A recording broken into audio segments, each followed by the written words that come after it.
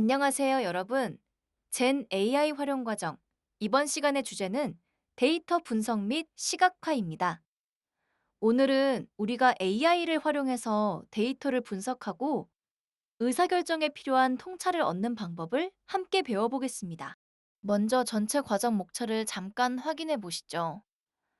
젠 AI 활용 과정은 총 5개 장으로 구성되어 있고, 오늘은 네 번째 장, 데이터 분석 및 시각화를 다룹니다. 크게 네 가지 주제로 나뉩니다. 데이터 분석, 개요 및 방법론, 데이터 수집 및 전처리, 데이터 분석 및 시각화, 그리고 데이터 기반 인사이트 도출입니다. 지금까지 배운 프롬프트 엔지니어링, 콘텐츠 제작, 정보 검색 역량을 바탕으로 오늘은 데이터를 다루는 실무에 집중해 보겠습니다. 먼저 오늘 우리의 이야기를 이끌어갈 사례를 소개해 드리겠습니다. 에듀듀듀 그로스팀의 통찰 이야기입니다. 글로벌 시장 진출 캠페인을 마친 에듀듀듀 그로스팀은 AI를 활용해서 SNS 광고에서 강의 등록으로 이어지는 성과를 정확하게 분석해 보고자 했습니다. 캠페인 데이터를 확보했지만 어떤 방식으로 분석을 시작해야 할지 정말 막막했습니다. 그로스팀의 궁금증은 이런 것들이었습니다. CVR, 즉 등록 전환율과 가장 관련 있는 요인은 무엇일까? 특정 조건에서 CVR이 얼마나 예측될까? 어떤 콘텐츠가 등록 성공률이 높을까? 정말 좋은 질문들이죠. 데이터를 통해 이런 질문들의 답을 어떻게 찾아낼 수 있을까요? 바로 이것이 오늘 우리가 함께 풀어볼 주제입니다. 먼저 생성형 AI를 활용한 데이터 분석 예시를 소개해 드리겠습니다. SNS 광고에서 강의 등록으로 이어지는 성과 데이터를 살펴보겠습니다. 데이터에는 7가지 항목이 있습니다. 첫째, 플랫폼입니다. 인스타그램, X, 페이스북 같은 광고 플랫폼 정보입니다. 둘째, 에이지 그룹, 즉 타겟 연령대입니다. 셋째, 젠더, 즉 타겟 성별입니다. 넷째, CTR, 즉 클릭률입니다. 다섯째, CPC, 즉 클릭당 비용입니다. 여섯째, 인게이지먼트, 즉 참여도입니다. 좋아요, 댓글, 공유 같은 것들이죠. 마지막 일곱째, CVR, 즉 최종 등록 전환율입니다. 이것이 바로 우리가 분석하려는 대상입니다. 분석 진행 방식을 살펴보겠습니다. 총 4단계로 진행합니다. 첫 번째 단계는 기초 탐색 분석, 즉 EDA입니다. 플랫폼별, 성별, 연령별 차이를 시각화합니다. 두 번째 단계는 상관 분석입니다. CTR, CPC, 참여도가 CVR에 미치는 영향을 봅니다. 세 번째 단계는 회귀 분석입니다. CVR 예측 모델을 만드는 단계인데요. CVR은 CTR, CPC, 참여도, 플랫폼, 연령대, 성별의 함수라는 식으로 표현할 수 있습니다. 마지막 네 번째 단계는 인사이트 도출입니다. 인스타그램 효율성, 연령과 성별 효과 같은 통찰을 얻습니다. 생성형 AI에게 이런 단계별 질문을 던지고 각 스텝별로 시각화와 요약 결과를 받아서 분석을 이어가는 것이 오늘의 핵심입니다. 세 가지 스텝으로 진행할 예정입니다. 스텝 1은 플랫폼별 차이, 스텝 2는 연령대별 차이, 스텝 3는 성별 차이를 각각 살펴봅니다. 하나씩 자세히 보시겠습니다. 먼저 스텝 1, 플랫폼별 차이입니다. 표를 함께 보시죠. 세 가지 지표별 결과입니다. 첫째, CVR은 인스타그램이 페이스북보다 높고 페이스북이 X보다 높습니다. 둘째, CTR은 인스타그램과 페이스북이 비슷하고 X가 낮습니다. 셋째, CPC는 인스타그램이 가장 높고 X가 낮습니다. 핵심 요약을 정리해드리겠습니다. 인스타그램은 클릭률, 참여도, CBR 모두 최고입니다. 단, CPC가 높다는 점을 유의해야 합니다.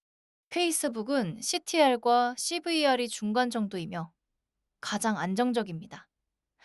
X는 CVR이 낮지만 CPC가 저렴하다는 장점이 있습니다. 이번에는 스텝 2, 연령대별 차이입니다. 표를 함께 보시죠. 세 가지 지표별 결과입니다. 첫째, CVR 순위는 25세에서 34세가 가장 높고 그 다음이 18세에서 24세, 마지막이 35세에서 44세입니다. 둘째, CTR은 18세에서 24세가 최고이고 나머지 두 그룹은 비슷한 수준입니다. 셋째, CPC는 25세에서 34세가 약간 더 낮습니다. 핵심 요약입니다. 18세에서 24세 그룹은 클릭률은 높지만 등록 전화는 낮은 편입니다. 25세에서 34세 그룹은 가장 효율적인 타겟입니다. 정말 중요한 발견입니다. 마지막으로 35세에서 44세 그룹은 전반적 성과가 다소 낮습니다. 이번에는 스텝 3, 성별 차이입니다. 표를 함께 보시죠. 세 가지 지표별 결과입니다. 첫째, CBR은 남녀가 근소한 차이로 거의 비슷합니다. 둘째, CTR은 남성이 약간 더 높습니다. 셋째, CPC도 남성이 다소 더 높습니다. 핵심 요약입니다.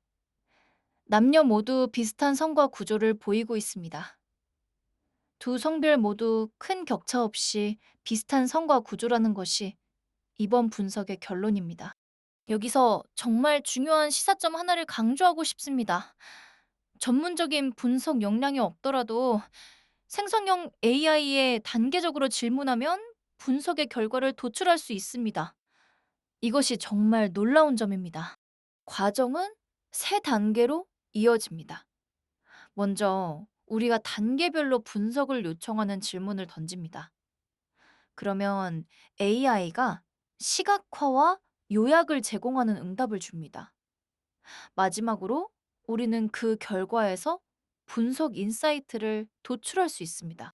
이제 이것을 어떻게 실제로 구현하는지 오늘 함께 배워보겠습니다. 오늘의 학습 목표는 네 가지입니다. 데이터를 분석하고 시각화해서 의사결정에 활용할 수 있는 것이 최종 목표입니다. 첫째, 데이터 분석 개요 및 방법론을 이해하여 분석 과정의 전체 흐름과 주요 개념을 설명할 수 있습니다. 둘째, 데이터 기반 핵심 인사이트를 도출하고 이를 의사결정에 연결해 설명할 수 있습니다. 셋째, 데이터를 정확하게 수집하고 전처리하여 분석 가능한 형태로 정리할 수 있습니다.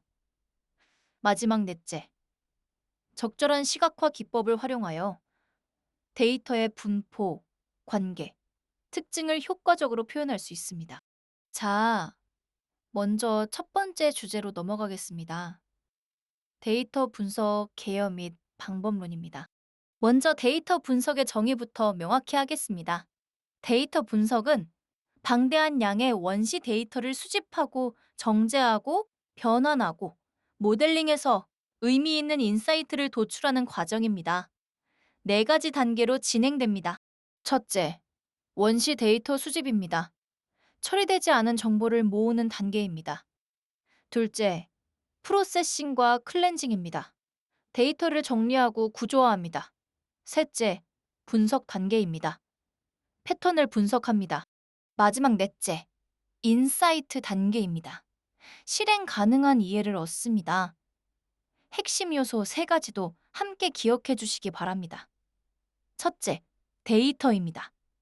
정형, 반정형, 비정형 같은 다양한 유형의 데이터를 다룹니다. 둘째, 분석 도구 및 기술입니다. 통계 분석, EDA, 머신러닝, 데이터 마이닝 같은 다양한 분석 기법을 활용합니다. 마지막 셋째, 인사이트 도출입니다. 데이터 기반 의사결정으로 실질적 가치를 도출하는 것이 목표입니다. 이번에는 데이터 분석의 주요 목적 네 가지를 살펴보겠습니다. 첫째, 요약, 즉 디스크립티브 분석입니다. 데이터를 요약하고 시각화해서 현재 상황을 이해하는 것이 목적입니다. 예를 들어 강의 리뷰 분석이나 수강생 불만 유형 파악 같은 것들이 여기에 해당합니다. 둘째, 원인, 즉 다이애그노스틱 분석입니다. 문제의 원인과 상관관계를 규명하는 것이 목적입니다. 완강률 하락 원인 분석이나 이탈 요인 탐색 같은 것들에 활용됩니다. 셋째, 예측, 즉 프리딕티브 분석입니다. 미래의 결과나 트렌드를 예측하는 것이 목적입니다. 등록 수요 예측이나 완강률 예측이 대표적입니다. 마지막 넷째, 추천, 즉 리커멘딩 분석입니다. 행동이나 전략을 제시하는 것이 목적입니다. 개인화 강의 추천, 타겟 선정, 의사결정 지원 같은 데 활용됩니다. 표를 함께 보시면 각 목적별로 핵심 질문이 다릅니다. 요약은 무엇이 일어났는가? 원인은 왜 일어났는가? 예측은 무엇이 일어날 것인가?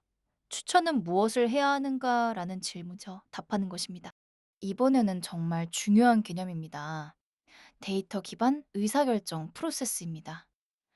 데이터 기반 의사결정, 즉 데이터 드리븐 디시전 메이킹 프로세스는 객관적 데이터를 바탕으로 문제를 정의하고 다양한 분석 기법을 통해 최적의 전략을 도출하는 절차입니다.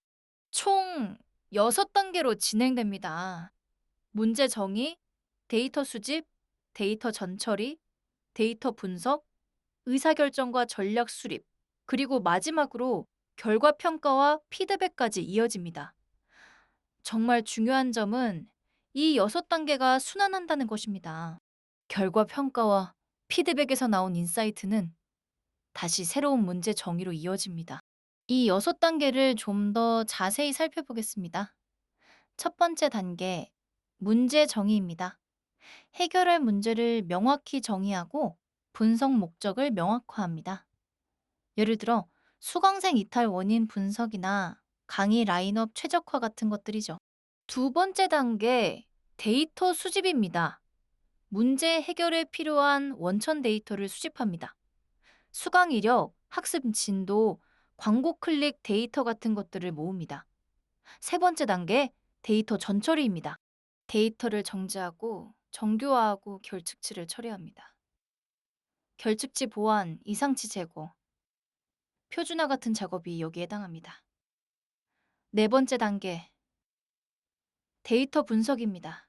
통계, 데이터 마이닝, 머신러닝을 적용합니다. 회귀 분석, 분류나 예측 모델, 군집화 같은 기법을 사용합니다. 다섯 번째 단계, 의사결정 및 전략 수립입니다. 분석 결과를 기반으로 실행 가능한 전략을 수립합니다.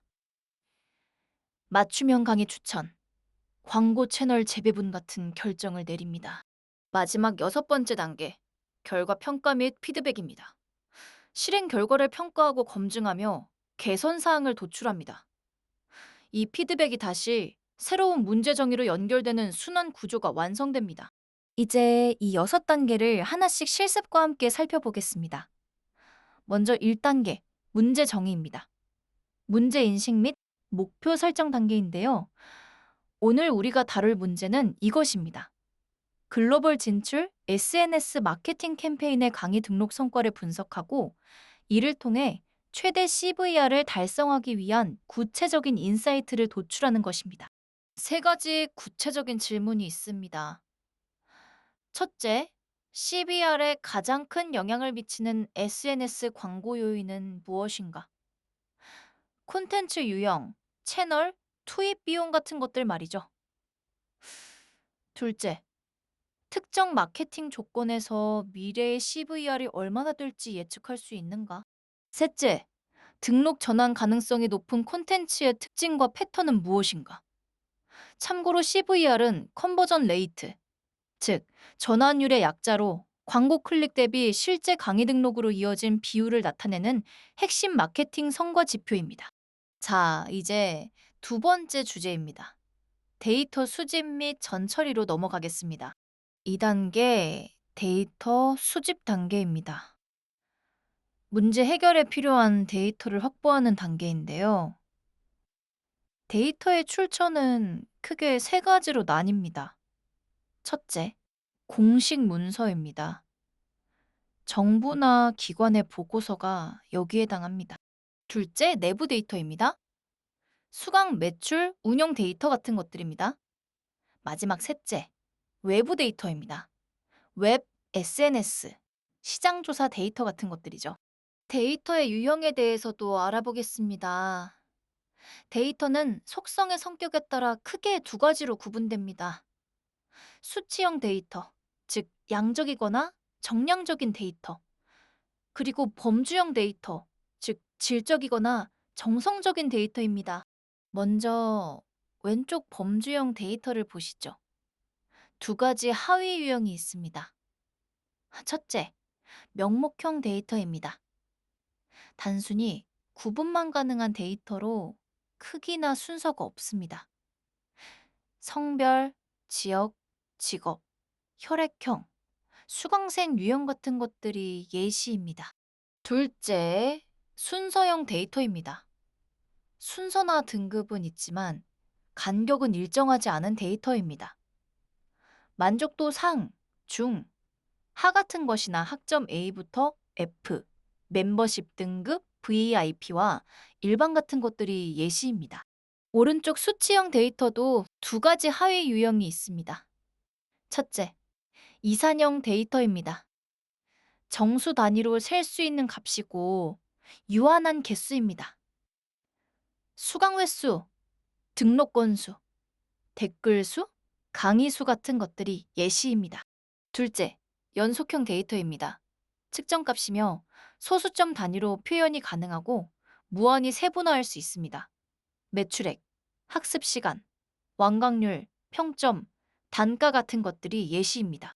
분석할 수 있는 데이터의 다양한 유형을 5가지로 정리해 드리겠습니다. 첫째, 수치형 데이터입니다. 연속형이나 이산형 수치로 표현되며 정량적 분석과 통계적 검증이 가능한 가장 기본적 형태입니다. 회귀, 통계 요약, 군집 같은 분석 기법을 사용합니다. 둘째, 범주형 데이터입니다. 구분이나 분류 목적의 비수치형 데이터인데요. 값 간의 크기 비교는 불가능하고 빈도나 비율 중심으로 분석합니다. 카이 제곱, 로지스틱 회귀 같은 기법을 사용합니다. 셋째, 텍스트 데이터입니다. 문자열 형태의 비정형 데이터입니다. NLP를 통해 의미 분석, 감성 분석, 주제 분석이 가능합니다. 리뷰, 댓글, 문서, 기사, SNS 게시글 같은 것들이 여기에 해당합니다. 넷째, 시계열 데이터입니다. 시간의 흐름에 따라 수집된 연속적 데이터입니다. 시점 간 종속성이 존재하고 예측이나 추세 분석이 중심입니다. 아리마나 LSTM 같은 기법을 사용합니다. 일일 등록자 수, 광고 노출 추이, 트래픽, 매출 변화가 예시입니다. 마지막 다섯째, 네트워크 데이터입니다. 개체, 즉 노드 간의 관계를 나타내는 데이터입니다. 관계와 연결 구조를 분석해서 영향력, 중심성, 군집을 도출합니다. SNS 친구 관계, 추천 네트워크, 강의 연관도가 예시입니다. 이번에는 데이터 유형과 분석 목적을 매핑한 표를 살펴보겠습니다. 어떤 데이터를 어떤 목적으로 분석할 때 어떤 기법을 쓰는지 정리했습니다. 수치형 데이터의 경우 요약할 때는 기술 통계나 히스토그램을, 원인 분석에는 회귀 분석이나 분산 분석을, 예측에는 선형 회귀나 랜덤 포레스트를, 추천에는 회귀 기반이나 유사돈이 기반 추천을 사용합니다. 범주형 데이터의 경우 요약은 빈도 분석이나 교차표를, 원인은 카이적 범정이나 의사결정 나무를, 예측은 로지스틱이나 SVM 같은 분류 모델을, 추천은 연관 규칙 분석이나 분류 기반 추천을 사용합니다. 텍스트 데이터는 요약의 워드 클라우드를 원인 분석에, 감성 분석을, 예측의 트랜스포머 기반 모델을, 추천의 콘텐츠 기반 추천을 활용합니다. 시계열 데이터는 요약의 시계열 분해를, 예측의 아리마나 LSTM, 트랜스포머 예측을 사용합니다. 네트워크 데이터는 요약의 중심성 분석이나 커뮤니티 탐지를, 예측의 그래프 신경망을, 추천의 그래프 기반 추천을 활용합니다. 이렇게 데이터 유형과 분석 목적에 맞는 도구를 선택하는 것이 정말 중요합니다. 이번에는 기술 통계에 대해 알아보겠습니다. 중심 경향치, 즉 평균, 중앙값, 최빈값을 살펴봅니다. 기술 통계의 중심 경향치는 데이터가 어느 값을 중심으로 분포되어 있는지를 수치적으로 나타내는 지표입니다. 세 가지 지표를 표로 정리했습니다. 첫째, 평균, 즉 미인입니다. 모든 값을 더한 후 데이터 수로 나눈 값입니다. 이상치에 민감하다는 특징이 있습니다. 둘째, 중앙값, 즉 미디언입니다. 크기 순으로 정렬했을 때 중앙에 있는 값입니다. 이상치에 강하다는 장점이 있습니다. 셋째, 최빈값, 즉 모드입니다. 가장 많이 나타나는 값입니다. 범주형이나 이산형 데이터에 특히 유리합니다. DAC 데이터로 실제 계산을 해보겠습니다. 10개의 숫자, 즉 2, 3, 5, 5, 6, 8, 10, 10, 15가 있다고 가정합니다. 평균은 모두 더하면 74이고 이걸 열로 나누면 7.4가 됩니다. 중앙값은 데이터가 10개, 즉 짝수이므로 중앙 두 값의 평균입니다. 6과 8의 평균이므로 7이 됩니다.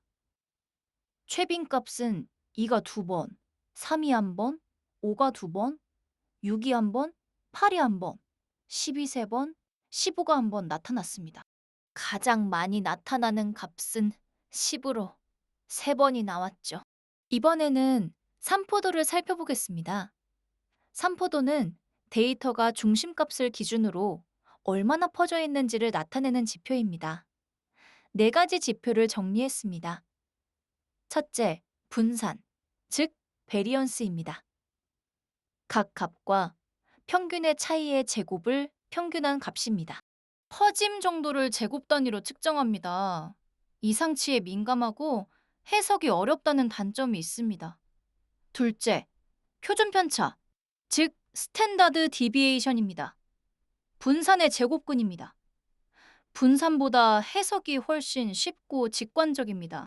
셋째, 범위, 즉 레인지입니다. 최대값에서 최소값을 뺀 값입니다. 가장 단순한 지표이지만 이상치에 매우 민감합니다. 마지막 넷째, 사분 위수, 즉 IQR입니다. Q3에서 Q1을 뺀 값으로 중앙 50% 값의 범위입니다. 이상치에 강하다는 장점이 있습니다. 사분위수에 대해 조금 더 자세히 살펴보겠습니다. 사분위수는 데이터를 오름차순으로 정렬한 후 4등분하는 지점입니다. 25%, 50%, 75% 지점에 해당합니다. 세 가지 주요 지점이 있습니다. 첫째, Q1입니다. 하위 25% 지점으로 데이터의 아래쪽 4분의 1 경계입니다. 둘째, Q2입니다. 50% 지점이면서 동시에 중앙값입니다. 데이터를 절반씩 나누는 중간값이죠. 마지막 셋째, Q3입니다. 상위 75% 지점으로 데이터의 위쪽 4분의 1 경계입니다. 이제 실습 첫 번째를 함께 진행해 보겠습니다. 데이터 기술 통계 및 시각화 실습입니다. 여러분은 에듀테크 기업 에듀듀듀 그로스팀의 실무자입니다. SNS 마케팅 캠페인 성과를 분석해야 하는 상황인데요. 수집된 CVR 데이터 100개를 활용해서 두 가지 과제를 수행해 보시죠. 첫째, QL-1 과제입니다. 전체 CVR의 기초 통계량, 즉 평균, 중앙값, 표준 편차, 최소값, 최대값을 계산합니다. 둘째, QL-2 과제입니다. 플랫폼별 평균 CVR을 산출합니다. 이 실습에서는 CVR 데이터셋 엑셀 파일을 사용합니다. 실습에 사용할 데이터셋을 잠깐 보시겠습니다. CVR 데이터셋에는 아이디, 플랫폼, CBR 3개의 컬럼이 있습니다. 예를 들어 아이디 1은 인스타그램 플랫폼의 CBR 4.3%, 아이디 2는 인스타그램의 5.1%, 이런 식으로 총 100개의 데이터가 담겨 있습니다. 실습을 시작하기 전에 코파일럿 사전 설정을 안내드리겠습니다. 경로는 이렇습니다. 먼저 MS 엣지 브라우저로 로그인하시고 좌측 상단의 점 9개 메뉴를 클릭합니다. 그 다음에 M365 코파일럿을 선택하시고 마지막으로 깊이 생각하기 모드를 선택하시면 됩니다. 세 단계로 요약하면 MS 엣지 로그인, 점 9개에서 M365 코파일럿 선택, 그리고 깊이 생각하기 모드 선택입니다. 이제 실습 첫 번째 프롬프트를 함께 보시겠습니다. 먼저 역할입니다. 당신은 SNS 마케팅 캠페인 성과를 분석하는 데이터 분석가입니다. 라고 지정합니다. 다음은 맥락입니다. 첨부된 CVR 데이터셋에는 에듀듀듀 SNS 마케팅 캠페인에 플랫폼별 15ER 값 100개가 포함되어 있으며 캠페인 성과를 요약해 보고서에 활용할 분석 결과와 시각화 자료가 필요합니다라고 설명합니다. 명령 부분입니다. 첨부된 데이터를 활용해서 두 가지를 수행하도록 지시합니다. 1단계로 전체 CVR 데이터에 대해 평균, 중앙값, 표준 편차, 최소값, 최대값을 계산합니다. 2단계로 플랫폼별 평균 CVR을 산출합니다. 형식 부분입니다. 전체 CVR 기초 통계량을 표로 먼저 제시하고 이후에 플랫폼별 평균 CVR 표를 제시하도록 요청합니다. 마지막 어조 부분입니다. 불필요한 설명 없이 결과 중심으로 작성해 달라고 요청합니다. 이렇게 프롬프트를 작성하시면 코파일럿이 정말 깔끔한 결과를 만들어줍니다. 실습 결과는 이렇게 나옵니다. 전체 CVR 기초 통계량 표와 플랫폼별 평균 CVR 표가 함께 제시됩니다. 이제 3단계 데이터 전처리로 넘어가겠습니다. 데이터 정제, 정규화, 결측치 처리 단계입니다. 전처리 과정에서 다뤄야 할 세 가지 주요 이슈가 있습니다. 첫째, 결측값입니다. 비어있는 데이터를 의미합니다. 둘째, 중복값입니다. 반복된 데이터를 말합니다. 마지막 셋째, 이상값입니다. 비정상 데이터를 의미합니다. 하나씩 자세히 살펴보겠습니다. 먼저 첫 번째 데이터 품질 이슈, 결측값입니다. 데이터 품질은 데이터 분석 및 의사결정의 신뢰성을 좌우하는 정말 핵심 요소입니다. 흔히 발생하는 데이터 품질 이슈로는 결측값, 중복값, 이상값이 존재합니다. 결측값의 정의부터 알려드리겠습니다. 결측값은 필수 데이터 항목이 누락되어 널, 빈 문자, 낸 같은 값으로 존재하는 상태를 말합니다. 주요 해결 방법은 두 가지입니다. 첫째, 삭제입니다. 결측값이 포함된 데이터를 삭제하는 방법인데요. 결측 비율이 매우 낮을 때 또는 데이터 손실이 크지 않을 때 사용합니다. 둘째, 대체입니다. 결측값을 적절한 값으로 채우는 방식입니다. 수치형 데이터의 경우 평균, 중앙값 또는 최빈값 등으로 대체하고 범주형 데이터의 경우 최빈값으로 대체합니다. 오른쪽 표를 보시죠. 수강생 아이디와 나이 데이터가 있는데요. 3번과 7번 수강생처럼 숫자 값이 비어있는 것이 결측값입니다. 두 번째 이슈, 중복값입니다. 중복값의 정의는 이렇습니다. 동일한 데이터가 여러 번 반복 저장된 상태로 아이디 또는 조합키를 기준으로 중복이 가능합니다. 주요 해결 방법은 두 가지입니다. 첫째, 중복행 삭제입니다. 가장 일반적인 방식인데요. 완전히 동일한 행을 제거합니다. 둘째, 집계하여 통합입니다. 중복된 아이디에 추가 정보가 의미 있을 때 사용하는 방법입니다.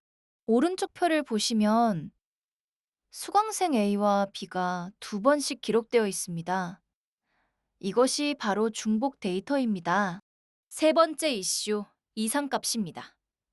이상값의 정의부터 알려드리겠습니다. 이상값은 데이터의 분포에서 현저히 벗어난 비정상값 또는 예외값입니다. 식별 기법으로는 IQR 기반 식별을 사용합니다. 계산 방법은 이렇습니다. IQR은 Q3에서 Q1을 뺀 값입니다. 이상값의 기준은 Q1에서 1.5 곱하기 IQR을 뺀 값보다 작거나 Q3에 1.5 곱하기 IQR을 더한 값보다 큰 경우입니다. 주요 해결 방법은 두 가지입니다. 첫째, 삭제입니다. 극단적으로 비정상적이거나 데이터 오류, 예를 들어 오타 입력 같은 것으로 판단되면 제거합니다. 둘째, 대체입니다. 평균, 중앙값, 최빈값 등으로 대체합니다. 박스플롯은 수강생의 나이 데이터를 시각화한 것으로 상자 밖에 위치한 점이 이상값을 의미합니다. 이상값은 나머지 데이터와 비교해서 현저히 크거나 작은 값입니다. 이제 실습 두 번째를 진행해 보겠습니다. 데이터 전처리 실습입니다. 여러분은 에듀테크 기업 에듀듀듀 그로스팀의 실무자입니다. SNS 마케팅 캠페인 성과를 분석하던 중 수집된 CVR 데이터에 이상값과 결측값이 포함되어 있음을 확인했습니다. 정확한 분석을 위해 두 가지 전처리 과제를 수행해 보시죠. QE-1 과제입니다. 데이터 확인 과제인데요. CVR 데이터 200개를 확인해서 결측값과 이상값이 각각 몇 번째 행에 있는지 식별합니다. 이상값 기준은 IQR 1점 5배 범위를 벗어난 값입니다. QE-2 과제입니다. 조건에 맞는 데이터 전처리 과제입니다. 이상값은 전체 중앙값으로 대체하고 결측값은 플랫폼별 중앙값으로 대체합니다. 그 다음에 플랫폼별 평균 CVR을 계산합니다. 이 실습에는 CVR 데이터셋 프리프로세싱 파일을 사용합니다. 실습에 사용할 데이터셋을 잠깐 보시겠습니다. 이번에는 200개의 데이터가 있습니다. ID, 플랫폼, CVR 3개의 컬럼이 있는데요. 예를 들어 ID1은 페이스북의 CVR 5.04, ID2는 X의 4.09 이런 식으로 계속 이어집니다. 실습 두 번째 프롬프트를 함께 보시겠습니다. 먼저 역할입니다. 당신은 SNS 마케팅 캠페인 성과 데이터를 전처리하고 분석하는 데이터 분석가입니다라고 지정합니다. 다음은 맥락입니다. 첨부된 CVR 데이터셋 프리프로세싱 파일에는 SNS 마케팅 캠페인의 CVR 데이터 200개가 포함되어 있으며 일부 값에는 결측치와 이상치가 존재합니다. 정확한 캠페인 성과 분석을 위해 데이터 확인과 전처리가 필요합니다. 라고 설명합니다. 명령 부분입니다. 첨부 데이터를 활용해서 4가지를 수행하도록 지시합니다. 1단계로 전체 CVR 데이터 200개를 확인해서 결측치와 이상치가 존재하는 행 번호를 각각 식별합니다. 2단계로 조건에 따라 데이터 전처리를 수행합니다. 3단계로 전처리 완료 후 플랫폼별 평균 CVR을 계산합니다. 마지막 4단계로 전처리 과정과 주요 결과를 간단히 요약합니다. 형식 부분입니다. 결측치와 이상치가 존재하는 행번호를 표로 제시하고 전처리 후 플랫폼별 평균 CVR을 표로 제시하며 전처리된 데이터를 엑셀 파일로 저장하도록 요청합니다. 마지막 어조 부분입니다.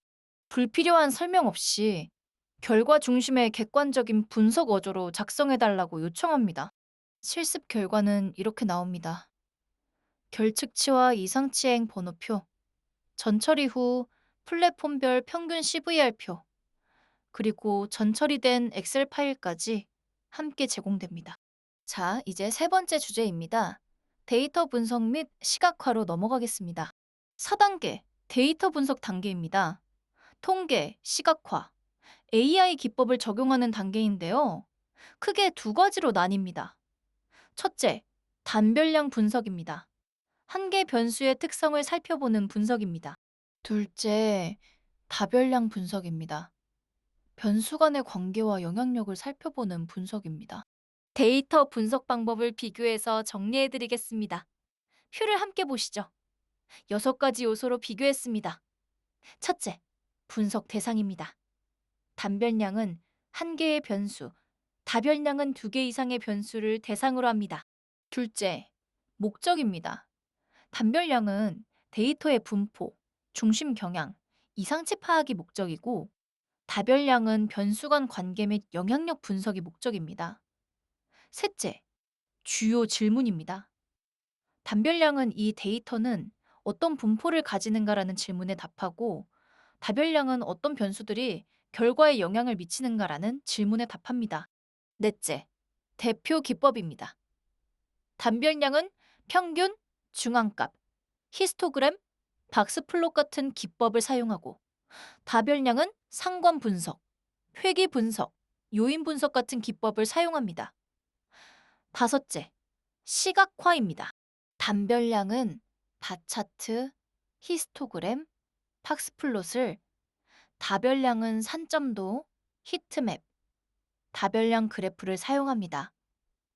마지막 여섯째, 활용 예시입니다.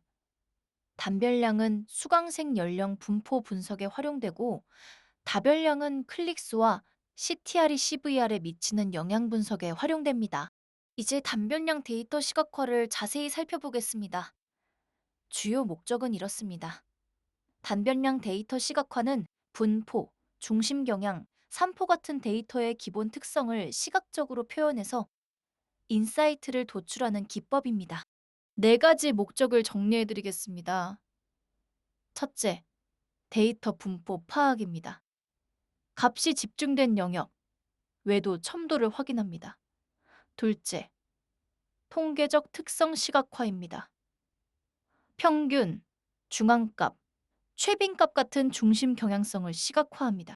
셋째, 이상값 탐지입니다. 박스플롯 같은 것을 통해 눈에 띄는 극단값, 즉 아웃라이어를 확인합니다. 마지막 넷째, 시각적 소통입니다. 분석 결과를 비전문가와도 쉽게 공유할 수 있습니다. 주요 유형은 3가지가 있습니다. 첫째, 바차트는 범주형 변수에 사용하며 각 범주의 빈도나 비율을 표현합니다. 둘째, 히스토그램은 연속형 변수에 사용하며 값의 구간별 빈도, 분포를 표현합니다. 마지막 셋째, 박스플롯은 연속형 변수에 사용하며 중앙값, IQR, 이상치를 시각화합니다. 먼저 바차트를 살펴보겠습니다. 바차트는 범주형 변수의 각 항목에 대한 빈도수나 요약 통계량을 막대의 길이로 시각화하는 그래프입니다. 예를 들어 수강생 100명의 거주지 데이터를 보시면 이렇습니다. 서울 49명, 즉 49%, 경기 37명, 즉 37%, 인천 14명, 즉 14%입니다. 이 데이터를 아스키 차트로 시각화하면 서울이 가장 큰 막대, 경기가 그 다음, 인천이 가장 작은 막대로 표현됩니다. 해석을 정리해드리겠습니다. 수강생의 절반 가까이인 약 49%가 서울 거주자입니다. 경기 지역도 37%로 비중이 높아서 수도권 집중도가 정말 매우 높습니다. 인천 수강생은 상대적으로 적은 비중, 즉 14%로 나타납니다. 이번에는 히스토그램을 살펴보겠습니다. 히스토그램은 수치형 데이터를 구간별로 나누고 각 구간에 속하는 빈도수를 막대의 높이로 시각화하는 그래프입니다.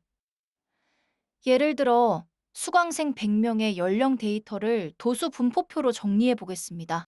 10대에서 19세는 7명, 20대에서 29세는 16명, 30대에서 39세는 무려 41명입니다. 40대에서 49세는 23명, 50대에서 59세는 12명, 60세 이상은 10명이었습니다. 합계는 100명입니다. 가장 많은 연령대는 30대라는 것을 한눈에 확인할 수 있습니다. 히스토그램 시각화에서 정말 중요한 개념 하나가 있습니다. 바로 밀도 곡선입니다. 밀도 곡선은 데이터 분포의 모양을 연속적으로 추정해서 보여주는 곡선입니다. 히스토그램 위에 부드럽게 그려지는 곡선이 바로 밀도 곡선입니다. 이번에는 박스플롯을 살펴보겠습니다. 두 슬라이드에 걸쳐 자세히 알아보겠습니다. 박스플롯은 데이터의 분포를 4분 이수를 이용해서 시각적으로 요약한 그래프입니다. 두 가지 핵심 개념이 있습니다. 첫째, 범위, 즉 레인지입니다. 데이터 전체가 퍼져 있는 폭인데요. 최대값에서 최소값을 뺀 값입니다. 둘째, 4분 휘수, 즉 쿼타일입니다. 데이터를 오름차순으로 정렬한 뒤 4등분한 지점입니다. Q1은 아래쪽 25% 경계, Q2는 50%인 중앙값 Q3는 위쪽 25% 경계입니다. 그리고 IQR은 Q3에서 Q1까지의 범위입니다. 박스플롯을 세로로 그린 예시를 보시면 Q3 위쪽에 상한이 있고 Q1 아래쪽에 하한이 있습니다. 그 밖에 있는 점들이 바로 이상치입니다. 박스플롯의 두 번째 이야기, 이상치 기준입니다. 두 가지 경계값이 있습니다. 첫째, 하한, 즉 로어 바운드입니다. Q1에서 1.5 곱하기 IQR을 뺀 값입니다. 둘째, 상한, 즉 어퍼 바운드입니다. Q3에 1.5 곱하기 IQR을 더한 값입니다. 정말 중요한 점은 상자 밖에 위치한 점이 이상값이라는 것입니다. 1.5 곱하기 IQR을 벗어난 값을 시각적으로 강조해서 보여줍니다. 박스플롯과 정규분포를 비교해 보겠습니다.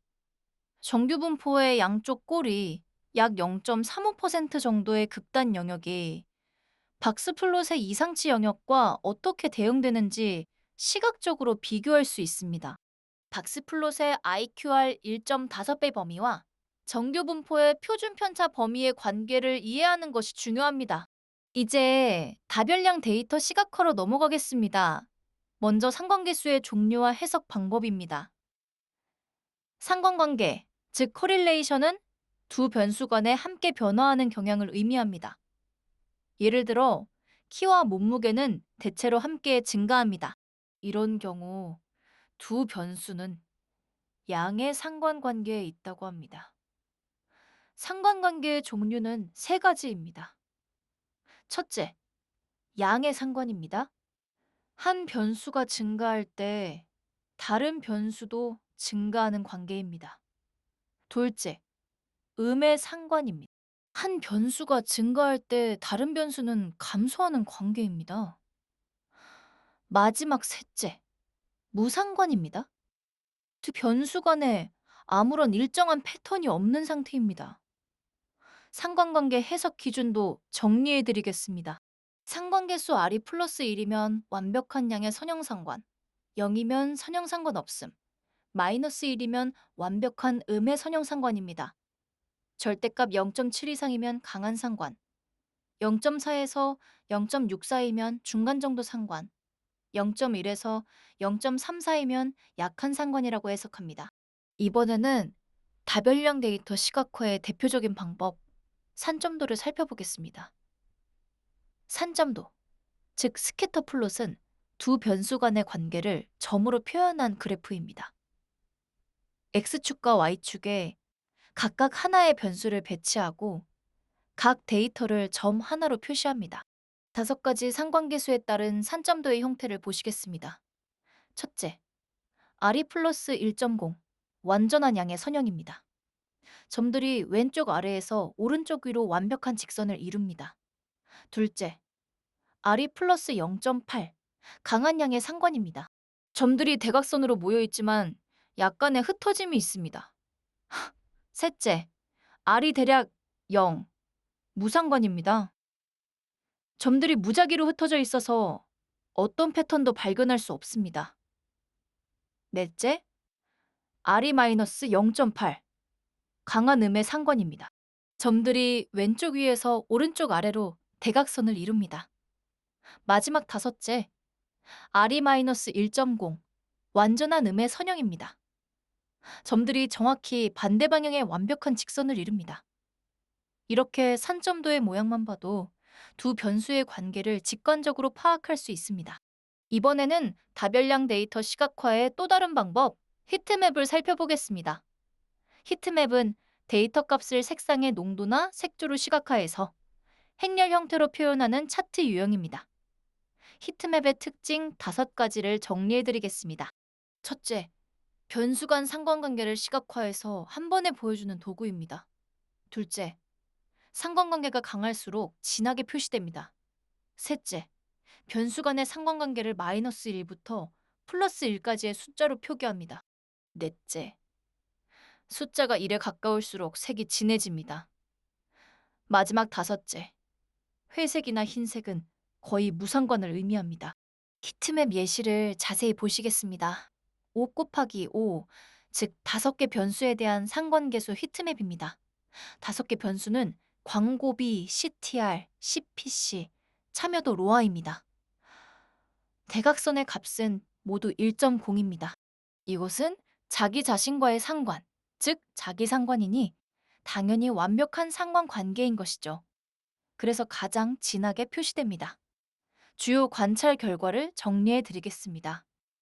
첫째, CTR과 참여도의 상관계수는 0.8입니다. 정말 강한 양의 상관관계입니다. 둘째, CPC와 로아이의 상관계수는 마이너스 0.45입니다. 중간 정도의 음의 상관관계입니다. 셋째, 광고비와 참여도의 상관계수는 0.1입니다. 거의 무상관에 가깝습니다.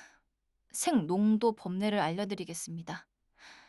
진한 검정은 강한 양의 상관, 즉 0.7에서 1.0.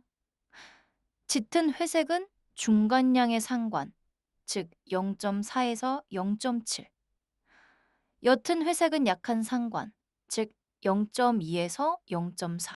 가장 옅은 색은 무상관 또는 음의 상관, 즉 마이너스 0.2에서 0.2 사이입니다. 정말 중요한 점은 진할수록 강한 상관, 옅을수록 약함이라는 것입니다. 이제 실습 세 번째를 진행해 보겠습니다. 상관관계 실습입니다. 글로벌 진출 캠페인을 진행한 에듀듀듀 그로스팀은 SNS 광고 성과를 분석하던 중 어떤 지표가 CVR과 가장 밀접하게 연결되어 있는지 파악하고 싶어졌습니다. 5가지 지표를 살펴봐야 합니다. 첫째, 임프레션은 광고가 보여진 횟수입니다. 둘째, 클릭수는 클릭된 횟수입니다. 셋째, CTR은 본 사람 중 몇 퍼센트가 클릭했는지를 나타냅니다. 넷째, CPC는 클릭 한 번 얻는 데 든 비용입니다. 마지막 다섯째, 인게이지먼트는 광고에 대한 반응 정도로 좋아요와 댓글 같은 것들입니다. 지표 데이터를 활용해서 CVR과 가장 상관관계가 높은 변수를 분석하시면 됩니다. 과제는 2가지입니다. Q3-1은 상관관계 분석입니다. CVR과 각 변수 간의 상관계수를 계산하고 CVR과 가장 상관관계가 높은 변수 톱 1을 찾습니다. Q3-2는 시각화입니다. CVR과 상관관계가 가장 높은 변수를 산점도로 시각화하고 상관관계의 방향, 즉 양이나 그리고 관계를 해석합니다. 이번에는 실습에 사용할 데이터셋을 잠깐 보시겠습니다. 컬럼이 6개나 됩니다. ID, CVR, 임프레션, 클릭스, CTR, CPC, 인게이지먼트입니다. 예를 들어 ID 1은 CVR 4.023, 임프레션 51,315, 클릭스 872 이런 식으로 이어집니다. 실습 세 번째 프롬프트를 함께 보시겠습니다. 먼저 역할입니다. 당신은 SNS 광고 캠페인 성과를 분석하는 데이터 분석가입니다. 라고 지정합니다. 다음은 맥락입니다. 첨부된 커릴레이션 데이터셋 파일에는 CVR, 임프레션, 클릭스, CTR, CPC, 인게이지먼트 데이터가 포함되어 있으며 CVR과 가장 밀접하게 연결된 성과 지표를 파악하기 위한 상관관계 분석이 필요합니다. 라고 설명합니다. 명령 부분입니다.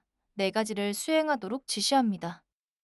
1단계로 CVR과 다른 5개 변수 간 상관계수를 계산합니다. 2단계로 CVR과 상관관계가 가장 높은 변수 톱 1을 식별합니다. 3단계로 해당 변수와 CVR의 관계를 산점도 그래프로 시각화합니다. 4단계로 상관관계의 방향과 의미를 두 줄에서 세 줄로 해석합니다. 형식 부분입니다. CVR과 각 변수 간 상관계수를 표로 제시하고 가장 상관이 높은 변수명과 상관계수를 별도로 강조 표시하며 이후에 산점도 그래프로 제시하고 마지막에 해석을 두 줄에서 세 줄로 정리하도록 요청합니다. 마지막 어조 부분입니다. 불필요한 설명 없이 결과 중심의 객관적인 분석 어조로 작성해 달라고 요청합니다. 실습 결과는 이렇게 나옵니다. CVR 변수별 상관계수표, 톱1 변수 강조, 산점도, 그리고 두 줄에서 세 줄의 해석이 함께 제공됩니다. 이번에는 정말 중요한 개념입니다. 상관관계 분석의 이해, 특히 인과관계와 상관관계의 구분입니다. 한 가지 흥미로운 예시를 보시죠. 아이스크림이 많이 팔리면 익사사고가 증가한다? 정말 그럴까요?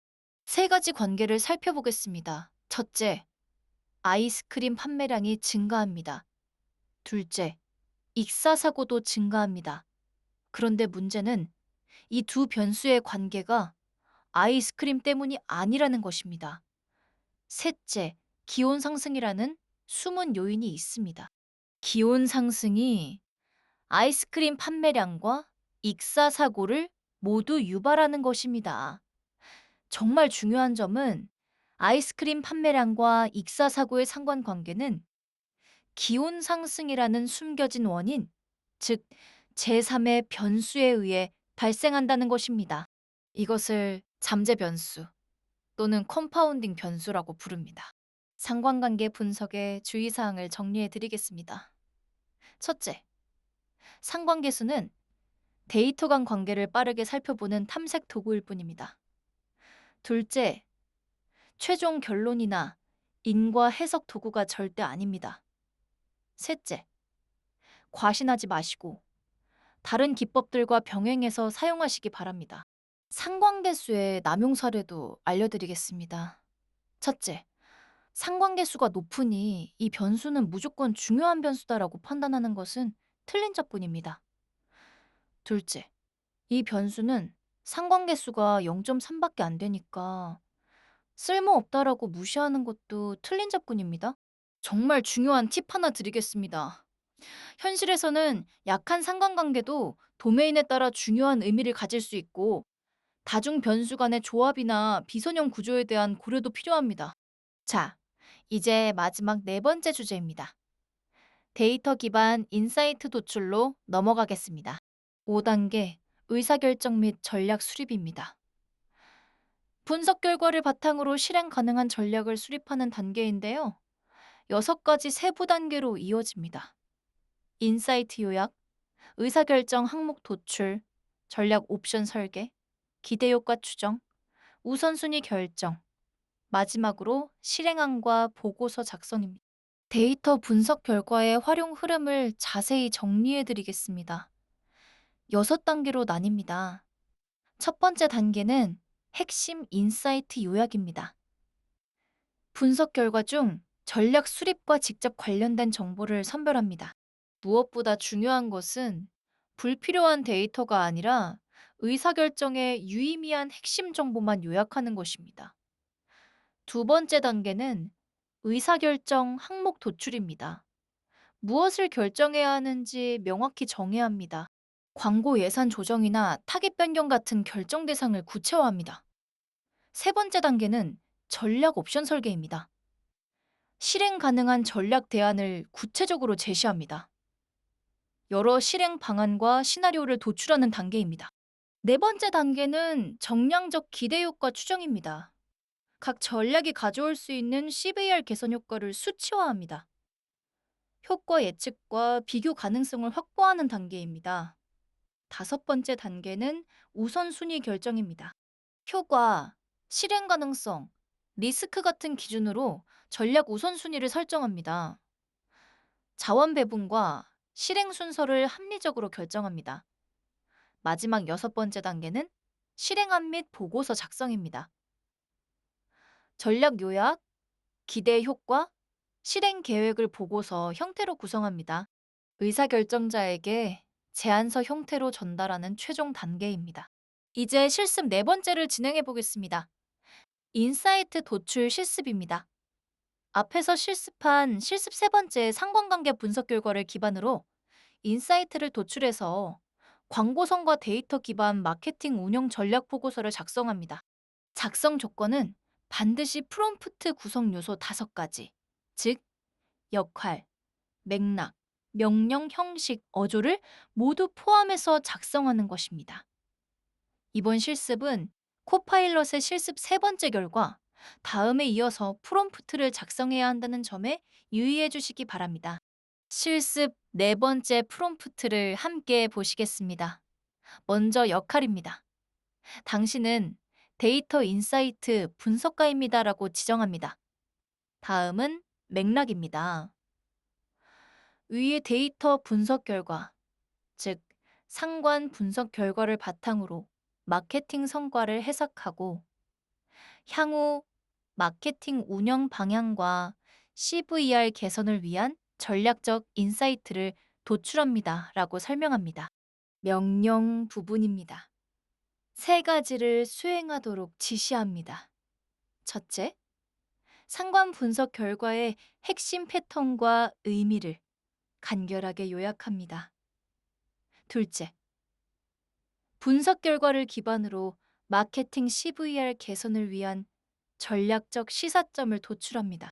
셋째, 실제 마케팅 운영에 적용 가능한 구체적인 액션 아이템을 세 가지에 제안합니다. 형식 부분입니다. 서론, 본론, 결론 형태의 A사 한 페이지 보고서로 작성하고 내용을 구조화해서 출력하도록 요청합니다. 마지막 어조 부분입니다. 비즈니스 보고서 스타일로 간결하고 논리적으로 작성해달라고 요청합니다. 실습 결과는 이렇게 나옵니다. 서론, 본론, 결론 형태의 A4 한 페이지 보고서가 완성됩니다. 이제 마지막 단계 6단계입니다. 결과 평가 및 피드백입니다. 성과 검증 및 개선 단계인데요. 세 가지 활동으로 구성됩니다. 첫째, 성과 요약입니다. 둘째, 패턴과 이상치 탐색입니다. 마지막 셋째, 후속 전략 제안입니다. 결과 평가와 피드백을 생성형 AI로 수행한다면 어떻게 될까요? 생성형 AI를 활용한 실행 결과 평가는 이렇게 진행됩니다. 첫째, 분석 기반으로 수립한 전략이 실제로 어떤 성과를 냈는지 AI가 주요 지표 중심으로 요약해 줍니다. 둘째, 수치 변화의 의미, 영향 요인, 전략의 효과성 같은 것들을 자연어로 해석해서 직관적인 인사이트를 제공합니다. 셋째, 계획 대비 성과 달성 여부, 전략별 기여도 같은 것들을 종합적으로 정리해서 후속 판단을 지원합니다. 생성형 AI를 활용한 개선점 도출 과정도 세 가지가 있습니다. 첫째, 성과 요약입니다. 실행 결과를 자동으로 정리해서 무엇이 잘 되었는가와 부족했는가를 간결히 도출합니다. 둘째, 패턴 및 이상치 탐색입니다. 실행 과정의 비정상적 변화나 위험 신호를 탐지하고 문제의 원인을 식별합니다. 셋째, 후속 전략 제안입니다. 성과 향상을 위해 특정 학습 자원 집중 전략을 강화해야 합니다. 같은 실행 가능한 개선 방향을 제시합니다. 기대 효과는 정말 큽니다. 실행 결과 분석 자동화로 평가 시간이 단축되고 객관적 피드백으로 전략이 정교화되며 자연어 보고서 자동 생성으로 커뮤니케이션 효과가 극대화됩니다. 이제 오늘 배운 내용을 정리하는 랩업 시간입니다. 데이터 기반 의사결정 프로세스, 즉 6단계를 다시 정리해 드리겠습니다. 데이터 기반 의사결정 프로세스는 객관적 데이터를 바탕으로 문제를 정의하고 다양한 분석 기법을 활용해서 최적의 전략을 도출하는 절차입니다. 6단계는 이렇습니다. 문제 정해, 데이터 수집, 데이터 전처리, 데이터 분석, 의사결정과 전략 수립, 그리고 결과 평가와 피드백입니다. 정말 중요한 점은 피드백 루프를 통해 새로운 문제 정의로 순환한다는 것입니다. 이제 오늘 강의를 마무리하겠습니다. 데이터 분석형 그로스 마케터로의 성장입니다. 에듀듀듀 그로스팀은 AI를 활용해서 SNS 광고에서 강의 등록으로 이어지는 데이터를 수집하고 분석하며 성과를 시각적으로 표현할 수 있는 역량을 갖추게 되었습니다. 이제 그로스팀은 숫자 속에서 의미를 읽고 데이터를 통찰로 바꾸는 데이터 분석형 마케터로 성장했습니다. 오늘 배운 핵심 내용은 4가지입니다. 첫째, 데이터 기반 의사결정 6단계 프로세스입니다. 문제 정의부터 수집, 전처리, 분석, 전략, 피드백까지 이어지는 순환 구조를 배웠습니다. 둘째, 데이터 유형과 분석 목적 매핑입니다. 수치형, 범주형, 텍스트, 시계열, 네트워크 데이터를 살펴봤습니다. 셋째, 단별량과 다별량 시각화 기법입니다. 히스토그램, 박스플롯, 산점도, 히트맵을 배웠습니다. 마지막 넷째, 상관관계는 인과관계가 아니라는 점, 그리고 비판적 해석의 중요성을 익혔습니다.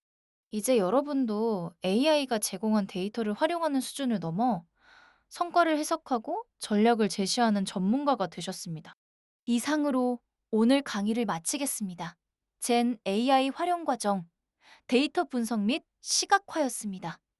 다음 시간에는 업무 자동화에 대해 함께 배워보겠습니다. 감사합니다.